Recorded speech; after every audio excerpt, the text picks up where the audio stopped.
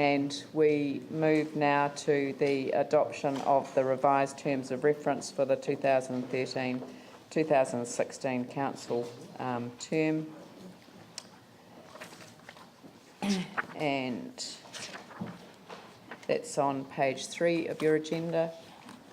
And we're just making some changes to the to Schedule D, which is the image, but I think that I just want to speak for a minute on this page here, because I think this page actually does indicate to people the intention of the council. So for all of those thousands of people that are watching online at the moment, if you'd like to flick up to page 7 on your on the internet of the agenda, then it will identify for you really the substance of the changes that we are going to be making today, I hope. So the committees of the council, instead of 8 council committees, they become 4. So in fact we're halving the number of committees that we have. We have Communities, Housing and Economic Development all sit together. We have Regulation and Consents Committee as it was, reinstated. Strategy and Finance Committee drawing together the strategy and the finance, which I think has happened in the past in the council and is a good model for us to adopt. And then Infrastructure, Transport and Environment. And what I've really liked about this process is that we have, well, I guess from my perspective, I've been able to observe as a mayor the strengths of my colleagues around the table, and I think that we have managed to develop what I would call a matching resilience framework with the resilience framework that we are developing as part of the 100 Resilient Cities Network. So it's a very good model, because what it does is it says that you can't separate community from economic development. Economic development does not exist for any other reason other than the community it supports, and housing's there as part of that commitment to the overall well-being of the community. We know we have enormous challenges in that regard. Regulation and consents is obviously a core critical part of our core business as a council. We have to get this right. We know the consequences of getting it wrong. We've got IANZ coming back here next month, and I know that I take great comfort from having a committee that is incredibly alert to the detail of ensuring that activity is up to scratch and able to have the accreditation reinstated. I've got great comfort with the quality of councillors sitting around the table. Strategy and Finance Committee, that's a change to the way things were before. Councillor Manji obviously stays in the role of finance as the deputy chair of this committee, but the overarching strategic role sits with the mayor. Hate talking about myself in the third person, but there you go. So I do see that it's an important body, because what it does is it brings together the chairs of all of the committees. So the Strategy and Finance Committee has overarching connection with each of the committees, and I think that will give it considerable strength. And by tying strategy with finance, we actually finally get the discipline sitting alongside the decision making on the strategic directions. And I just honestly think that this is going to be an incredible committee. I'm sorry now, Raf, but you're going to chair a lot of the meetings, so when I'm not there, obviously as the deputy chair, but also still maintaining your leadership role in finance, and I'm very grateful to you for the work that you've done in that area as well. Infrastructure, Transport and Environment, again, that's bringing together the core functions of the council, and again, I think Councillor Clearwater has taken a lot of leadership in these areas, and I think we'll really bring that committee together. Now, I understand that you're agreeable to start the meeting at 8 o'clock in the morning so that people can get to the later meeting if they want to, and I'm very grateful for that as well. And so the committees then report to the council or will have delegated authority to make decisions. And there are some that we need to look at in terms of some of the decision making that will be delegated down to community boards. So we're going to get to that paper next, and I hope that we get our staff working on a proposal that will enable us to think strategically about where the decisions should be made. And I know that I've got great confidence in the structure that we're setting up here, that we can delegate more to the individual committees, and in fact, as a result of that, delegate more to the community boards as well. So that's going to be the next stage of the process. Sitting underneath the committees are the working groups, task forces and forums. Some of them are already up and running. The development forum, I think, has already had a couple of meetings. And the feedback that I've had has been hugely positive. It's about engaging out externally with the community, in that regard the development community, and the response that I've had has been incredibly positive. And I think this new way of working, engaging governance alongside staff, alongside the community that you want to engage in a particular issue, will be the strength of the new process going forward. And in that regard, I just want to comment on the Housing Task Force, which Councillor Livingston will chair. Again, the concept of bringing people together around the table, bringing people to the council, but also the council going out to the community. I think that's going to get us the real lift that we need in that area. So I'm really looking forward to the results of that. Councillor Lonsdale, legacy projects and business recovery. I mean, you've already proven yourself in your private life with the Restart Mall. You know, that idea that we want our community to have legacies from what would otherwise be the memory of a disaster. That's, to me, why we're here. So I'm really looking forward to you providing that sort of link point to get the legacy projects underway and business recovery, not just in the CBD. You've already proven yourself in that area, but New Brighton and St Albans and, you know, Sumner and all those other places where there are small business communities looking for some leadership and support from their council, and that's a really important role. So I want you to bring other councillors with you and involve themselves in those sorts of activities. Councillor Chen with international relations.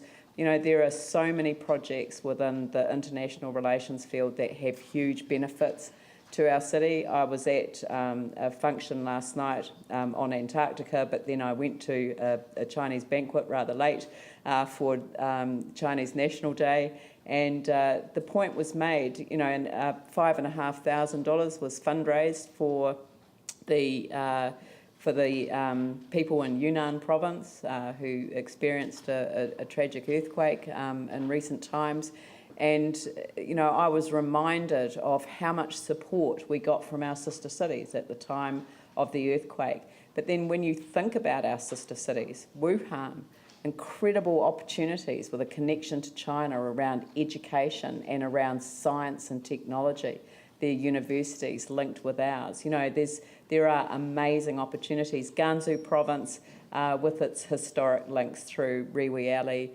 When you think about Seattle and the real potential for the technology of Seattle and the technology of Christchurch to be part of our future, you know, there are incredible opportunities around international relations. So you've got a big task in front of you, but I'm sure that you're up to it, and you just bring other councillors into it as you need. You'll be working with civic and international relations in the council, but also working externally on so many different projects that I think you'll be very busy. So the development forum I've already referred to, events and festivals. You know, Tim Scandrett's already had a background in this area, but I know that his knowledge, personal knowledge and capacity to work with others will enable us to see events and festivals probably divided up into the different categories. You've got your small community festivals, and they really ought to be organised by the community, for the community, with the support of their council. But then you've got the strategic ones, the ones that are part of selling Christchurch or seeing Christchurch as a place that things happen. I think "it's happening" is the phrase that we're adopting for 2015 with the World Cup in cricket and the under 19s, under 20, the FIFA World Cup under 20s, So that there are incredible opportunities, but that has to link to not just with events and festivals, but you've got to pull in the tourism, the international education, the and all of the Antarctica stuff. All of this all comes together as part of a picture of Christchurch, and you can see that there are other colleagues around the table that you need to draw into that process as well. I know Andrew's got a particular interest in the tourism side as well. The Mayoral Quality Regulation Review Task Force. Now, Councillor Lonsdale, I asked Paul to do this, and it's one of my babies. I've got two babies, and I've got him doing one and Yanni doing another one. The Mayoral Quality Regulation Review Task Force. Now, I drove people a bit nuts when I was Minister of Commerce and Small Business, because I used to say that the best thing that I ever did as a minister was the Quality Regulation Review. And what it was going out and finding out from business what were the barriers to business growth. And it was interesting because there was a huge difference between the big end of town and the small end of town. The big end of town wanted to have quite broad frameworks within which to set their own rules, as long as they got to the end, a safe workplace, a particular, safe food, etc. As long as they had those, properly established milestones, that they wanted to set their own a principles-based approach to the rules. But when we got to the small end of town, they just said, "Tell us what to do and we'll do it." And it was they really wanted strict rules that they could just follow. And yes, it was a tick box mentality, but actually when you're running a small business, you haven't got time to sit down and think about things. You actually want somebody to tell you how to keep your business safe, how to keep your food safe, how to meet the certain requirements without, falling over. And what I found is that regulatory bodies people would go to a regulatory body and they would say, "Can I do this?" And they would be told, "No, it's not our job to tell you if that's okay, but we'll come and tell you if it's not after you've broken one of the rules." And that was very much an OSH approach, and I want us to be, as a council, and we've talked about the can-do attitude, help people comply. Compliance must be the outcome. So why wouldn't we help them from the outset and perhaps take a slightly less risk-averse approach around the regulatory side of things and help people deliver safe food, deliver safe environments, and meet the regulatory requirements that we are obliged to support on behalf of our communities, but do so in a way that minimises the red tape. So, Paul, that's your job. The Skirt and Rebuild Alignment Working Group, Yanni, this isn't the one that's my baby, the next one is, but this one it's one that you've raised so many times in this forum. You've said over and over again that we're missing opportunities. I couldn't agree more. Skirt is conducting a work program, but they're not the only ones doing the horizontal infrastructure, but they are doing a big chunk of it. They're halfway through, and it's not too late to do this. I wish that we had done it sooner, but to align the work of Skirt and our rebuild ambitions, I think, is absolutely vital. So thank you for taking that up. Now to my baby, which is the Citizen Participation Representation Review Working Group. I believe that this is an amazing opportunity for us to be talking to our communities and asking them to define themselves as communities, to look to who their neighbours are, to see who they share their assets with, and enable them to think about becoming part of a participatory planning environment rather than one that simply is top-down from the council. So that, and participatory planning and participatory democracy, that's the direction that we want to head into. And so citizen participation is an absolute key to that. So again, a huge responsibility, Yanni, and thank you very much for taking it up. Pauline's probably drawn the short straw around land drainage recovery program because, yeah. Well, the fact that you think so is why you're perfect for that role. But the thing is that, I mean, you represent an area that has got enormous challenges. That's not to say that other parts of the city don't as well, but I know that you will engage others from your committee and wider as necessary to make sure that we've got really good oversight from a governance role in terms of the land drainage recovery program. And the Public Transport Working Group, of course, is a pre-existing working group and on a regional sort of basis, but this is really to get the public transport focus right. And it may even extend into that sort of active transport area as well, because I know that there's a lot of work being done in that area, and we really do need to ramp up in response to a lot of concerns that our communities have. So thank you for that. The second tier committees and subcommittees of the council, obviously there's a number of ones there, but the one that I'll highlight is the submissions panel, because it is different from the way that it was before. I've got Councillor Jones chairing that.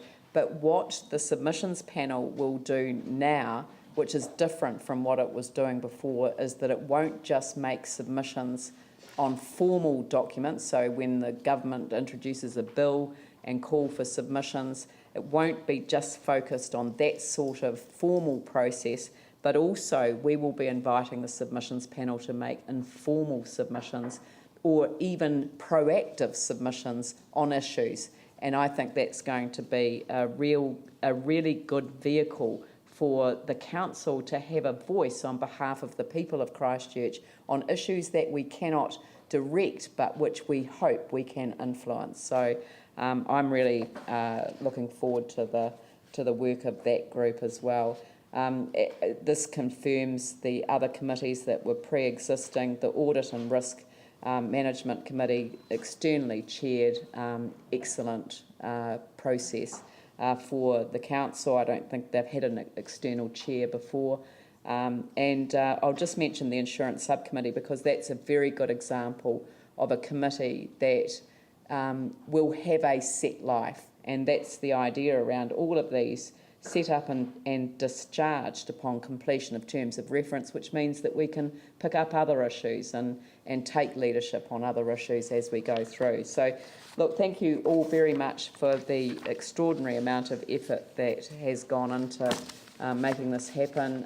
Thank you to staff who have worked an extraordinary number of hours trying to bring this together into a format that allows us as a council to meet on a monthly basis as we were before, and then to create some flexibility around how these different groups, working groups, will operate. So I will leave it there, and perhaps if we could have staff at the end of the table, and I'll open it up for any questions or comments that people want to make at this stage. I've made a couple of amendments to the staff recommendations, noting that the Strategy and Finance Committee will swap on the schedule with community housing and economic development, and the Infrastructure, Transport and Environment Committee will start at 8 a.m, and that there will be a regulatory and consents meeting between 12 and 1 next week. So, are there any Any questions? Yanni? Just to clarify the terms of reference for the Environment, Infrastructure and Transport Committee, or the Infrastructure, Environment and Transport, Transport and Environment. It would be my preference that the issue around parks, sports parks, for example, that you've got the community one looking after sports and recreation, but you've got the land actually being looked after by the Environment Committee. So I just, in terms of today, where we've got identified areas that we might like to make amendments, should we be doing that now, or is there an ability for those committees to actually resolve that between themselves? The two chairs could potentially resolve that, or you could potentially put it in both areas and then resolve which part of the sports parks planning sat with which committee. I'll take the chair of the committee. I would be happy to make adjustments as we go along. If, for example, around parks, issues that came up were specifically related to what happened on the parks, or that in fact an item like that would then go to the other committee. And I think an advantage of having it clear within one committee is we're able to keep track of particularly what happens, because the bottom line is often the infrastructure sort of arrangements, and that has to be done, and we don't want to miss that out. So I just think having them, I know there would be other ways of, for example, delegating them now to the Communities Committee, but I think to adjust it as we go along would work best. I've had brief discussions with Councillor Andrew Turner, but I'm sure he can speak for himself. Yeah, I mean, I'm certainly happy if we can do it within the decision we're making today, and then, so if we can make the decision today based on what we've got in front of us, that works, and then if we need to make changes, or if we want to make changes, we can do that informally afterwards, I'm sure. And I'm certainly happy to take Councillor Johansson's advice as the previous chair of the Communities Committee around this as well. What sort of issue, just to help me out here, what sort of issue would more appropriately sit with, like, give me an example of an issue? So we've previously had a deputation from people over Hagley Park where they felt really unclear, because cricket comes to the community committee to talk about playing cricket on Hagley Park and the environmental impacts. It's not clear who's dealing with it. So, for example, garden and heritage parks would seem to sit ideally around that kind of cultural and sporting and recreation activity. So garden and heritage parks, I think, could clearly go to that new community, economic and housing committee, as would Botanic Gardens in Hagley Park. It would seem to me, along with sports parks. So you've got a really clear one point of contact, whereas regional parks, I think the bigger parks could stay within environment. Well, Hagley Park would, I mean, it's almost like a class into its own, isn't it? Really? Yeah, but the point is that there's confusion in the community about which committee looks after Hagley Park, because could we put Hagley Park as a separate bullet point under the Environment Committee, because it's got its own special legislation. I don't think it should sit in the Community Committee. I think it should be under Parks and Open Spaces. And I probably agree that garden and heritage parks could shift into... So the issue was sports parks, so that was the other thing, that sports and recreation comes under community, but the sports parks are still on the environment. So that, I mean, that's just a really good example. So if you think about the activity that happens on Hagley Park, it is mainly around the activities. Well, why don't you put, after sports parks, put a bracket. I mean, if it can be worked out between the chairs, that's maybe we just enable that to happen. But, I do think it doesn't make a lot of sense as it currently is just around parks. The fact that neighbourhood parks, for example, are in the Environment Committee, not community boards. Well, why don't we... So. It seems to make sense that we don't divide parks and open spaces. So we just leave them as they are. But then maybe we could just put in bracket... something after parks and open spaces, in conjunction with the community housing and economic Development Committee where appropriate or something. I don't know, what would some wording be about where you might have what would spark off a discussion between the two that wouldn't be